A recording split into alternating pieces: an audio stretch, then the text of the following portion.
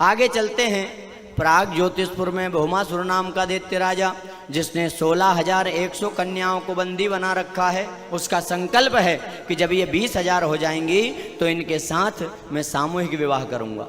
बंधन में है बड़े बड़े राजाओं की बेटियां, उन्हें भरोसा पिता का, भाई का, सेना का, कोई नहीं टिक पाया। बलवान है वो भौमासुर। उनके कानों में भगवान द्वारिकाधीश का यश पहुंचा है, कीर्ति पहुंची है कि द्वारिकाधीश श्री कृष्ण ही हैं जो तुम्हें बचा सकते हैं, रक्षा कर सकते हैं। हाँ? तो उन कन्याओं ने एक स्वर में दीन भाव से भगवान को पुकारा, हे कन्हैया, हम आपके भरोसे हैं, आपकी शरण में हैं, कोई दूसरा सहारा नहीं है। हमें भरोसा था पिता का, भाई का, पर कोई हमारी रक्षा नहीं कर पाया नाथ। और हम कथा सुनते हैं, भगवान आए हैं सत्यभामा को लेकर, भौमासुर से युद्ध किया, उसे समाप्त किया है, उन कन्याओं के बंधन खोले हैं और कहा घर जाओ। वो कन्याएं कहती हैं, प्रभु ऐसे पापी के बंधन में हम रही हैं, अब घर जाएं तो घर वाले स्वीकार नहीं करेंगे। तो भगवान ने उन्हें स्वीकार किया है। 8 विवाह भगवान के पहले हो गए थे, 16,100 ये हो गए, तो टोटल कितने हुए? 16,108। बोलिए युगल सरकार की जय। इतने विवाह, फिर भी भगवान कृष्ण योगेश्वर हैं, भोगी नहीं है भगवान। परिवार तो बहुत बड़ा है, 16,108 रानियां, हर रानी के 10-10 बेटे और 1-1 कन्या। अब हिसाब लगा लेना कितना बड़ा परिवार। फिर भी भगवान योगेश्वर हैं। और मन में भ्रम आता है कि भगवान ने इतने विवाह किए, तो वास्तव में संत बताते हैं कि ये 16,100 क्या हैं? ये वेदों की ऋचाएं हैं, मंत्र हैं, जो कन्या बनकर आए हैं कि भगवान हमें स्वीकार कर ले, हम सिद्ध हो जाएं, सफल हो जाएं।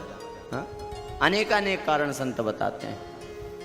और अपन तो सार को पकड़ें, हमें भरोसा है पिता का, भाई का, बेटे का, पत्नी का, पति का, धन का, ये कोई साथ नहीं देगा, धोखा देंगे, साथ छोड़ेंगे।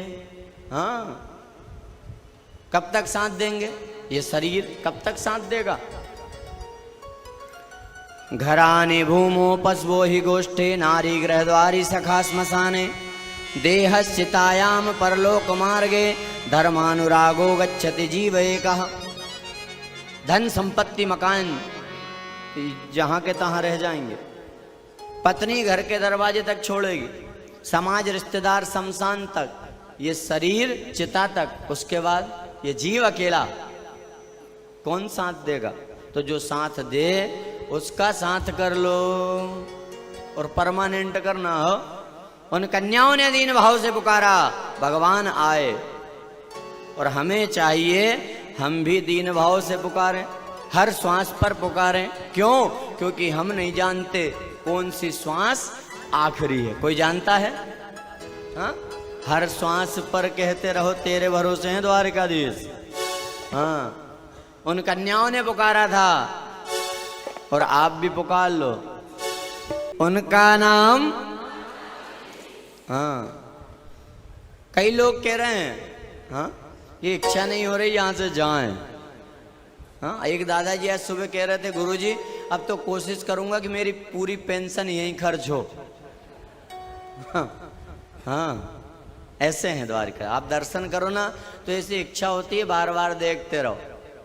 हाँ, जब श्रृंगार होता है द्वारिकाधीश का। और भगवान को क्या पसंद है? नारायण को पता है, नारायण को जितना सजाओ उतने प्रसन्न होते हैं। हाँ, लक्ष्मी को सुगंध पसंद है। हाँ, अगर माल चाहिए ना तो अच्छी अच्छी खूब धूप जलाओ, खूब गूगल जलाओ।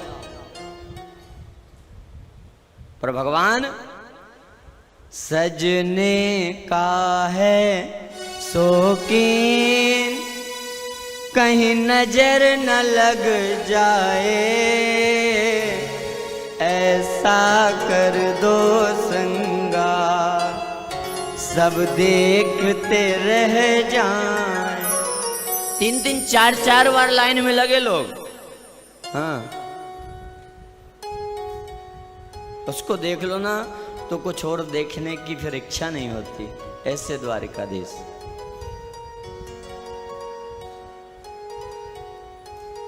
कन्याओं ने पुकारा, और सच्चे भाव से अगर हम पुकारे तो आज भी तैयार बैठा है, बिल्कुल तैयार। पुकारो तो, पुकारते तो हैं पर कमी है। गलती भगवान की नहीं है, कमी अपनी है। हाँ, हमारे तरुण भैया कह रहे थे ना, निर्मल मन जन सो मोहि पावा। क्या चाहता है भगवान? केवल निर्मल मन, उसको साफ कर लो। हा? मन में गड़बड़ी, हम पूजन करें, पाठ करें, माला करें, भोग लगाएं, नारियल दक्षिणा, और भगवान क्या कहे पता है? भगवान कहते हैं ये तो मेरी बनाई है, मेरी फैक्ट्री का ही माल है। फैक्ट्री की बात की थी ना। अब जिसकी फैक्ट्री उसी के माल को उसी को गिफ्ट करो, वो खुश होगा क्या? भगवान कहता है तेरी बनाई चीज चढ़ा। क्या है मनुष्य की बनाई पता है? हाँ, सब भगवान ने बनाया है। तो किसी भक्त ने पूछा कि प्रभु फिर आदमी क्या चढ़ा है? तो भगवान कहते बाकी सब तो मैंने बना के भेजा है, इंसान ने केवल एक चीज बनाई है, उसका भोग लगा लेता हूं मैं अगर चढ़ा है तो। भगवान केवल 2 चीजों का भोग लगाते हैं, याद रखना। क्या? अपने भक्तों के भाव का और अभिमानियों के अभिमान का भगवान भोग लगाते हैं।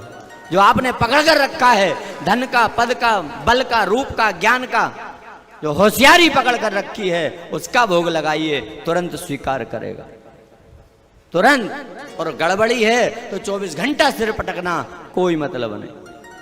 घर में भी बैठो, सरल होके बैठना, मन लगा के बैठना, निर्मल मन से बैठना। आज भी भगवान सुनते हैं, और नहीं सुने भगवान को दोष दे, दम नहीं बची। अरे भगवान में वही दम है। अपना बर्तन तो देखो, कहां रखो कृपा। हाँ, इतना फुल भरा, बिल्कुल काम, क्रोध, मद, लोभ, मोह, अभिमान, मत्सर, ईर्ष्या, द्वेष, जलन, छल, कपट, दिखावा, ढोंग, बिल्कुल फुल। और कई का तो ओंधा धरा। अब ओंधा बर्तन नल के नीचे 24 घंटा रख दो, भराएगा? उल्टे जा रहे हैं, उल्टे। हाँ?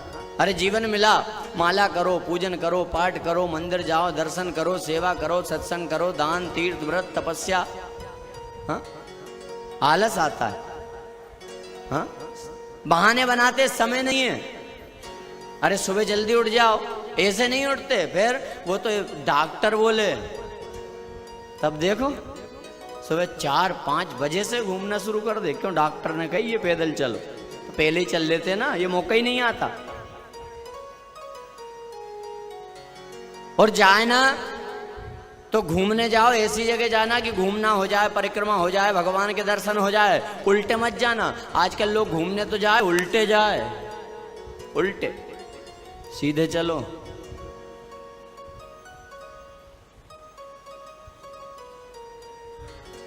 भाव से भगवान को पुकारे, ये सार है। उन 16,100 कन्याओं के दुख को भगवान ने दूर किया। आगे चलते हैं, समय बीता। भगवान ध्यान में बैठे हैं, पुत्र पुत्रादि आए, कहते हैं पिताजी हमने एक सूखे कुएं में विशाल गिरगिट देखा है। भगवान आए, योग बल से गिरगिट को बाहर निकाला। भगवान का स्पर्श पाते ही दिव्य राजा के रूप में प्रकट हुआ। आप कौन भैया? तो अपना परिचय देता है, मेरा नाम नृग है, मैं राजा था। बस यहीं तक ठीक चली गाड़ी। फिर अभिमान दिखाने लगा, मैं गोदान करता था, इतना गोदान मैंने किया कि धूल के कण, आकाश के तारे गिने जा सकते हैं। बरसात में जो बूंदें गिरती हैं उनकी गिनती हो सकती है, पर कितना गोदान मैंने किया गिनती नहीं है। और भगवान सोच रहा रस्सी जल गई पर बल भी है। हाँ, अरे इतना बड़ा दानी था, नरक की योनि में क्यों आया? तब अपनी भूल को स्वीकारा। क्या? एक गाय 2 बार मैंने दान में दे दी, आज एक ब्राह्मण को, कल दूसरे ब्राह्मण को, दोनों आ गए। राजन ये गाय मेरी है, दूसरा कहे मेरी है। तो राजा ने कहा नृग ने, आज दे दी, जाने दो, दूसरी ले लो। नहीं राजन, वही संकल्प करके दी है आपने। हाँ, मन में जो संकल्प करो ना उसे पूरा करो, नहीं तो नरक मिलता है। 5 गाय, 10 गाय, 100 गाय नहीं राजन, वही गाय। अब राजा नरक को अभिमान है, एक ब्राह्मण नाराज हो जाए कोई फर्क नहीं पड़ता, पर जब राजा नरक मरे, हिसाब किताब हुआ, नरक में जाओगे या स्वर्ग में? तो राजा नरक ने कहा मैंने ऐसा कोई काम ही नहीं किया। तो फाइल खोल के दिखाई, देखो आपने एक ब्राह्मण को नाराज किया। बोले इतनी सी भूल? भूल तो भूल है। तो बोले यही निपटा लूं फिर जाऊं तो जाऊं। हाँ, एक भूल गड़बड़ कर देती है। हम जो कहते ना भगवान नहीं सुनता, माला पूजन पाठ तो हम करते हैं, पर 1 साल का पुण्य एक भूल में नष्ट कर लेते हैं। बिना कारण आपने क्रोध किया, किसी का बुरा सोचा, ईर्ष्या, निंदा, चुगली, बुराई, छल, कपट, अपशब्द, गाली गलौज, ये पुण्यों को नाश करते हैं, नष्ट करते हैं। और कहते हैं भगवान नहीं सुनता। अरे निर्मल मन से करके देखिए, भगवान तो सामने खड़ा हो जाए। पूरे विश्वास से करके देखिए।